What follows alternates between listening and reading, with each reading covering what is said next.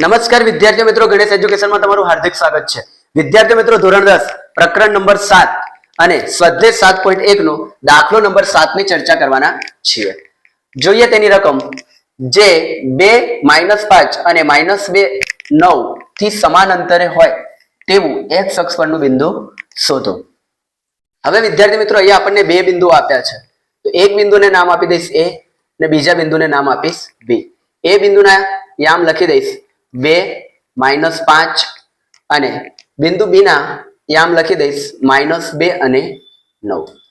હવે એવું કીધું છે કે આ બંને બિંદુ ઓકે સમાન અંતરે હોય તેવું x અક્ષ પરનું બિંદુ શોધવાનું છે. ધારો કે આ બિંદુ p છે, આ બિંદુ p છે અને આપણને x અક્ષ પરનું કીધું છે, એટલે x અક્ષ પરનું બિંદુ x હશે અને y અક્ષ પરનું બિંદુ 0 હશે. શું હશે? 0 હશે. કેમ? તો થિયરીમાં તમે ભણ્યા હશો કે કોઈ બિંદુ x અક્ષ પર જ હોય તો તેનું y યામ 0 થાય. ઓકે, અને કોઈ બિંદુ y યામ પર હોય તો તેનું x યામ 0 થશે. ઓકે, એટલે કે y અક્ષ પર હશે ઓકે તો x યામ તેનો 0 થશે. ઓકે, હવે વિદ્યાર્થી મિત્રો, ધારો કે આ બિંદુ a છે, આ બિંદુ b છે અને સમાન અંતરે કીધું છે, એટલે બિંદુ p વચ્ચે હોય તો ap બરાબર bp થાય. ઓકે, શું થાય? ap બરાબર bp થાય. ઓકે, હવે ap બરાબર bp. હવે અંતર સૂત્રમાં આપણે જોઈએ છે કે આ બાજુ વર્ગ હોય ઓકે, અને વર્ગ જ્યારે આ બાજુ જશે તો વર્ગમૂળ બનશે. હવે વર્ગમૂળમાં ના આવે તે માટે આપણે શું કરીશું? બંને બાજુ વર્ગ કરી દઈશું, એટલે કે ap નો વર્ગ બરાબર bp નો વર્ગ. ઓકે, હવે આપણે બંને અંતર સૂત્ર લખીશું. પહેલા ap માટે લખીશું તો ap એટલે આ x1 થશે, આ x2 થશે અને આ y1 થશે અને આ y2 થશે. ઓકે, તો ap માટે આપણે લખી દઈએ અંતર સૂત્ર. તો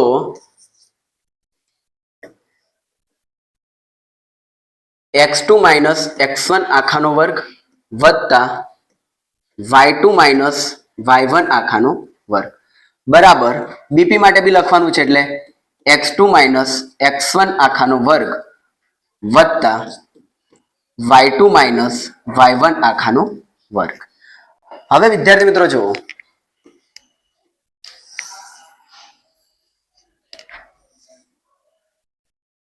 આને આપણે અહીંયા લખી દઈએ છીએ અને અહીંયા ઉપર હું લખી દઉં છું ap સ્ક્વેર બરાબર bp સ્ક્વેર. ચલો, ap માટે આપણે જોવાનું છે તો આ x1, આ x2, આ y1 અને આ y2. તો x2 કેટલા છે આપણી જોડે? x છે. કેટલા છે? x. અને x1 કેટલા છે? 2, એટલે આખાનો વર્ગ વત્તા y2 જુઓ, y2 કેટલા છે? 0. ઓકે, 0 અને y1 શું છે? -5, એટલે 0 - 5 એટલે -5 આખાનો વર્ગ થાય બરાબર x2. હવે આપણે જોવાનું છે bp માટે, અને bp માટે જ્યારે આપણે કરીશું ત્યારે x1 અને x2 આને કહીશું, આ x1 અને આ x2. ઓકે, તો x2 કેટલા છે આપણી જોડે?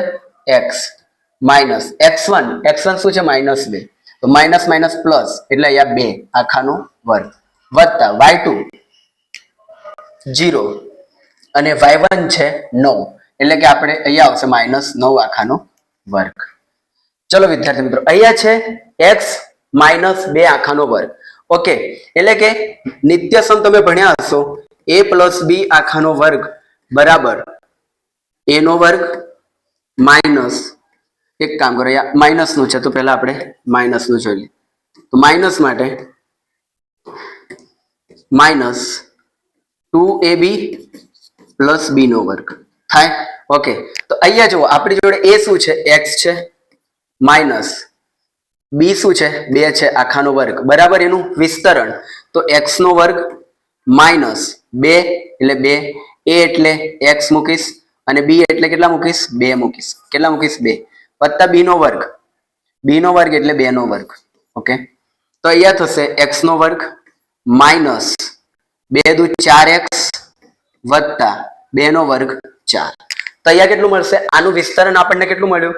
x નો વર્ગ માઇનસ 4x વત્તા 4. તો અહીંયા હું આની જગ્યાએ લખી દઈશ x નો વર્ગ માઇનસ 4x વત્તા 4.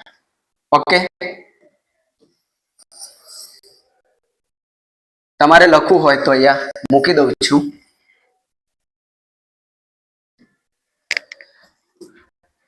ચલો ત્યારબાદ +5 અને 5 નો વર્ગ -5 નો વર્ગ કેટલો થશે 25 થશે ઓકે બરાબર અહીંયા જુઓ તો અહીંયા બી આપણે આવું કરીશું x + 2 નો વર્ગ ઓકે તો બરાબર થશે સરવાળો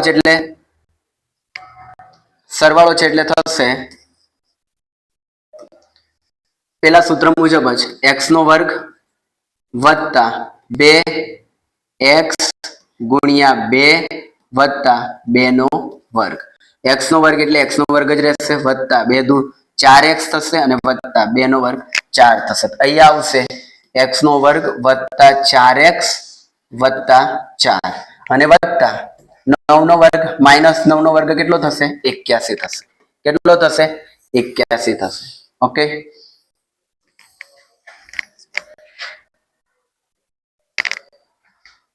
હવે બરાબરની આ બાજુ જેટલા બી તમને સરખા ઓકે ચિહ્ન બી સરખા અને સંખ્યા બી સરખી દેખાય એ તમે ઉડાડી શકો છો તો અહીંયા જુઓ x નો વર્ગ સરખા છે અહીંયા x નો વર્ગ સરખા છે ઓકે હવે અહીંયા 4x છે અહીંયા 4x છે પણ આ પ્લસ છે અને માઈનસ છે એટલે ઉડશે નહીં પણ આ 4 4 જુઓ સરખા છે એટલે ઉડી જશે ઓકે તો અહીંયા કેટલું વધશે -4x વધશે અહીંયા કેટલું વધશે -x વત્તા 25 બરાબર અહીંયા શું વધશે 4x વત્તા 81 ચલ વાળા પદો આપણે આ બાજુ લઈ લઈએ તો આ થશે -4x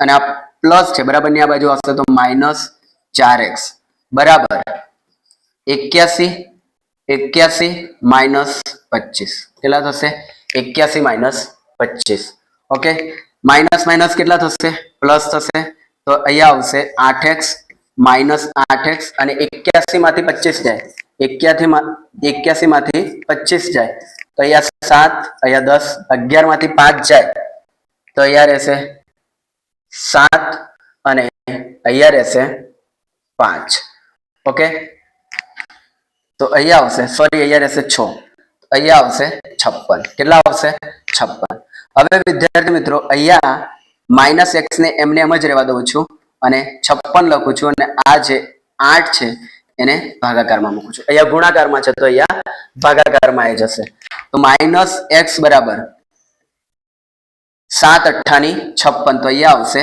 7 કેટલા આવશે 7 આવશે હવે આ માઈનસ ને બરાબરની આ બાજુ મોકલી દઉં છું તો બની જશે -7 કેટલા બની જશે -7 ઓકે તો અહીંયા આપણને મળશે કેટલું મળશે x બરાબર -7 મળશે તો x અક્ષ પરનું બિંદુ આપણને કેટલું મળશે x બરાબર -7 મળશે તો અહીંયા આપણે લખી દઈશું કે x અક્ષ પરનું બિંદુ અહીં x અક્ષ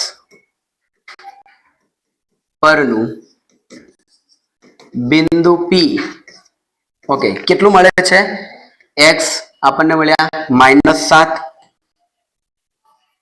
x કેટલા મળ્યા -7 અને y આમ તો કેટલું હશે 0 હશે ઓકે મળે છે દાખલો નંબર 8 અને દાખલો નંબર 8 શું કહે છે બિંદુઓ P 2 -3 અને Q 10y તો અહીંયા હું લખી દઈશ પહેલા બિંદુ P કીધું છે 2 -3 અને બિંદુ Q કીધું છે 10y કેટલા કીધા છે 10y કીધા છે વચ્ચેનું અંતર આપણને આપ્યું છે PQ વચ્ચેનું અંતર 10 એકમ હોય તો y ની કિંમત શોધો ઓકે એટલે કે અહીંયા જે y દેખાય છે ને y ની કિંમત આપણે શોધવાની છે અને અત્યાર સુધી આપણે શું કર્યું કે અંતર સૂત્રના મદદથી અંતર શોધ્યું ઓકે હવે આપણે શું કરીશું કે અંતર આપણને આપેલું છે ઓકે તો તેના મદદથી આપણે આ y આમ શોધવાનું છે તો ચલો પ્રથમ PQ બરાબર PQ નો વર્ગ બરાબર x2 - x1 આખાનો વર્ગ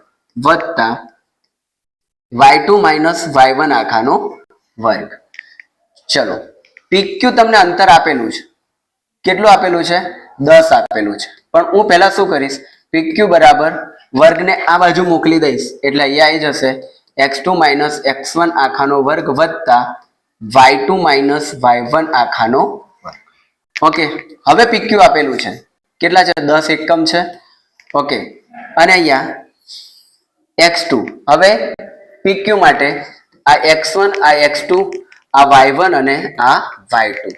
તો જુઓ x2 કેટલા છે? તો સર x2 છે 10 માઇનસ x1 કેટલા છે 2 આખાનો વર્ગ વત્તા y2 કેટલા છે y માઇનસ y1 કેટલા છે -3 તો માઇનસ માઇનસ પ્લસ 3 આખાનો વર્ગ. હવે હું શું કરીશ? વર્ગમૂળ મારે હટાવવું છે તો હું બંને બાજુ વર્ગ કરી દઈશ. શું કરીશ? બંને બાજુ વર્ગ કરતા તો 10 નો વર્ગ થશે 100 અને અહીંયાથી વર્ગમૂળ હટી જશે તો અહીંયા રહેશે 10 માંથી 2 જાય તો કેટલા રહેશે 8 8 નો વર્ગ વત્તા y ને જુઓ કે અહીંયા છે y પ્લસ 3 આખાનો વર્ગ તો અહીંયા થશે y નો વર્ગ વત્તા 2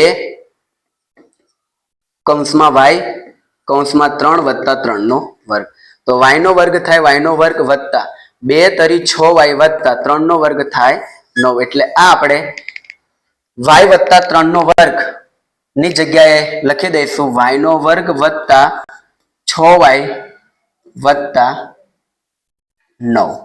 ઓકે, હવે 100 બરાબર 8 નો વર્ગ કેટલો થશે 64 વત્તા અહીંયા તો છે જ y નો વર્ગ વત્તા 6y વત્તા 9. ઓકે, હવે અહીંયા જુઓ તમે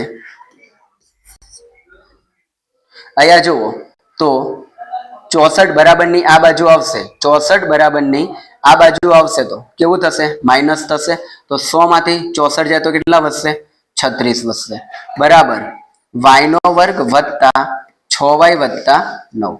ઓકે, હવે 36 ને બરાબરની આ બાજુ મોકલીશ તો અહીંયા રહેશે 0 y નો વર્ગ વત્તા 6y પરંતુ અહીંયા થશે 9 માઇનસ 36 આ પ્લસ છે તો બરાબરની આ બાજુ જશે તો માઇનસ થશે તો 9 માંથી 36 જાય તો રહેશે -27.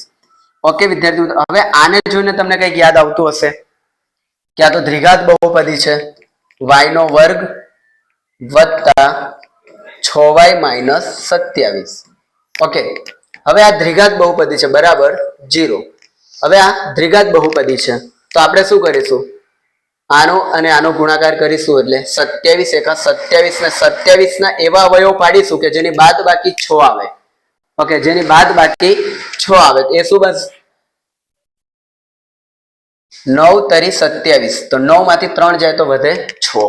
ઓકે, તો આ જોડ આપણે પસંદ કરીશું y નો વર્ગ પહેલા લખી દઈશું વત્તા અહીંયા લખી દઈશું -27 બરાબર 0. ઓકે, મોટી સંખ્યા પહેલા આ બંનેનો ગુણાકાર plus minus minus 3y. Okay, હવે બંનેની જોડો બનાવી લઈશું તો આમાંથી કોમન નીકળશે y કોમન નીકળશે તો અહીંયાથી રહેશે y એટલે y ગુણ્યા y બરાબર y નો વર્ગ વત્તા અહીંયા આવશે 9. ઓકે, આ કૌંસને આમાં મૂકી દઈશું. ઓકે, તો અહીંયા આવશે -3. ઓકે, કેટલા આવશે 3 તો 3y અને 3 × 9 = 27. તો પહેલું આપણને મળ્યું આને એકવાર લખી દઈશું તો y વત્તા 9 બરાબર 0 y વત્તા 9 બરાબર 0 અને એક બીજું મળશે y માઇનસ 3 બરાબર 0. તો અહીંયા બરાબરની આ બાજુ જશે તો y બરાબર થશે -9 y બરાબર થશે -9 અને y બરાબર થશે 1 બરાબરની આ બાજુ જશે માઇનસ એ થશે પ્લસ તો 1 થશે y બરાબર 3. તો અહીં જે y ની કિંમત છે એ કેટલી મળે છે 2 મળે છે. એક મળે છે y બરાબર -9 અને એક મળે છે y બરાબર 3. ઓકે વિદ્યાર્થી મિત્રો, આ બે